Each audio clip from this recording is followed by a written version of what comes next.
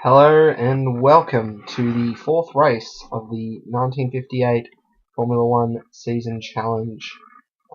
We are in uh, the the NASCAR track of Indianapolis for this race. Now, I wasn't aware actually that this track in its original formation was part of a Formula One series, but here we go. So let's start qualifying, and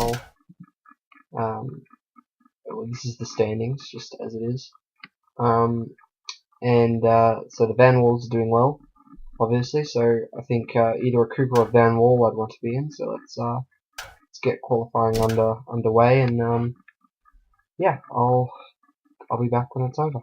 Alright, well, for the race I ended up qualifying fourth. So it was a good qualifying session. Essentially it was a setup. It's more of a setup track, but it's wet at the moment, so that should put a spanner in the works for the race. So yeah, no, there's not a real way to go faster unless you're drafting. So let's get the 6-lap race underway in the wet at Indianapolis, the Brickyard.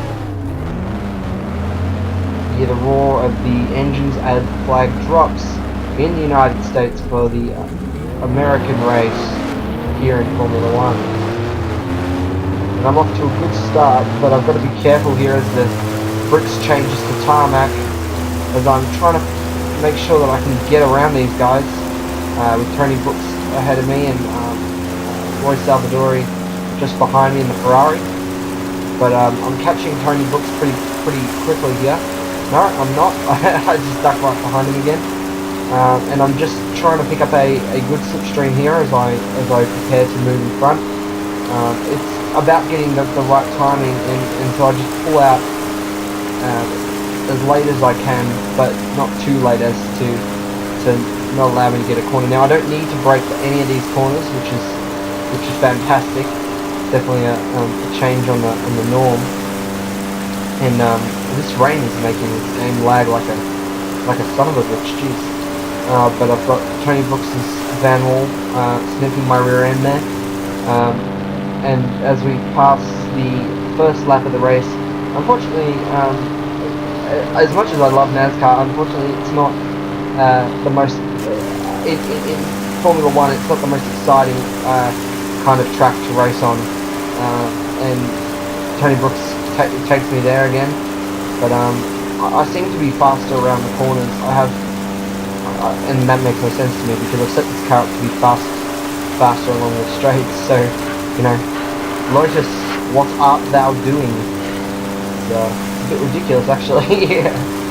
But yeah, no, Tony Brooks is keeping right there, keeping my slipstream as we get a lag spike. I think it's to do with this rain, actually.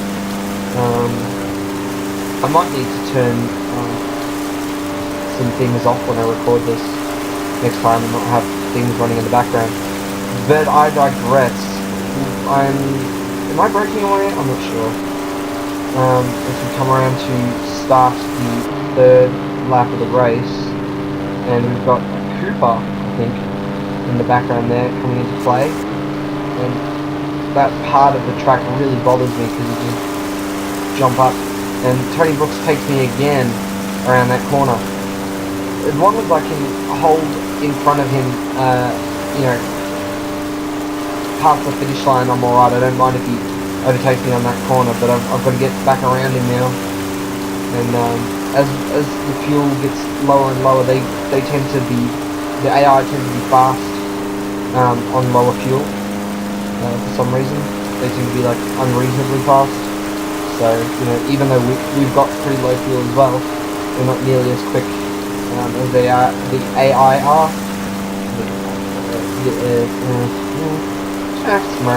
Alright, so I haven't caught him yet. I'm just trying to stay in this slipstream, but I've got Roy Salvadori behind me in the Cooper, and yeah, this brick section really slows me down. My car doesn't take it too well, so I lose a lot of time going over that change of pavement, essentially. But Salvadori just sort of wormed his way past me, Oh, and I think I might. Oh no, I was just tapped. I was tapped from behind, and I've gone off in the wet, and now I've spun right onto the track and smashed into someone there.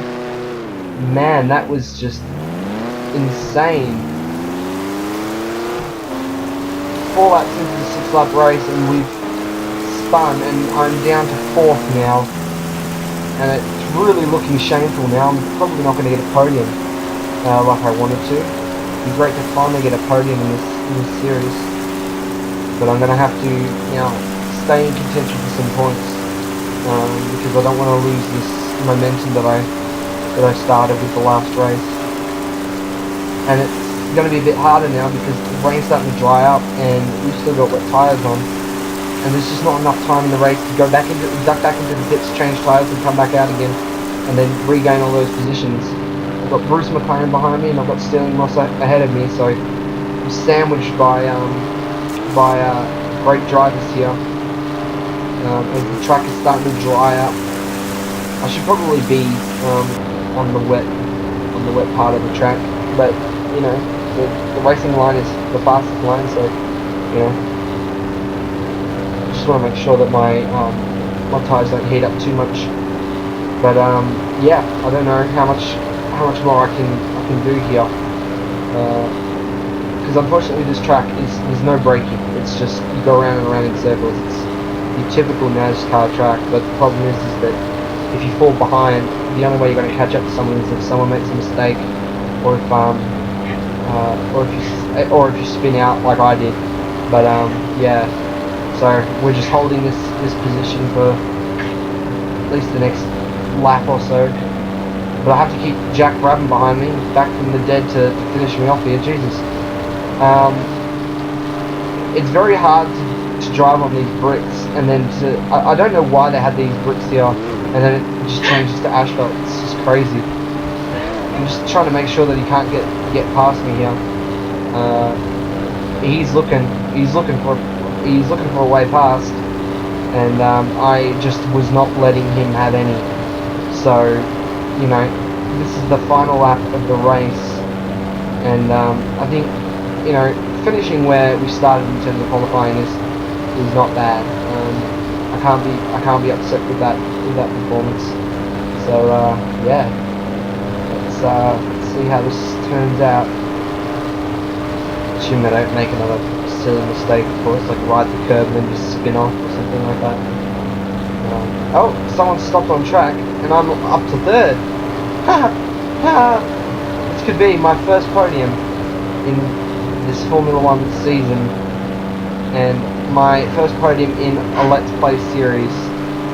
And it is, and just as I'm catching up to the 2 leaders there, I don't know what happened, but there must have been a pretty big accident, but Lewis Evans wins, and Tony Brooks comes 2nd, and I'm 3rd on the podium for the first time. It's definitely a good day to be in a Lotus, or a Van Wall. It's always good to be in a Van Wall, isn't it? Especially when they're doing well.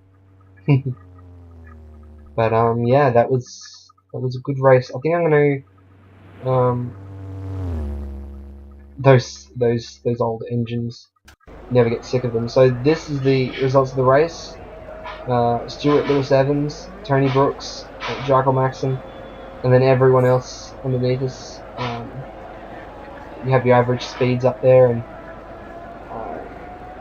so they're essentially we're placed in order of our average speed, which is to be expected on a track like in Indianapolis.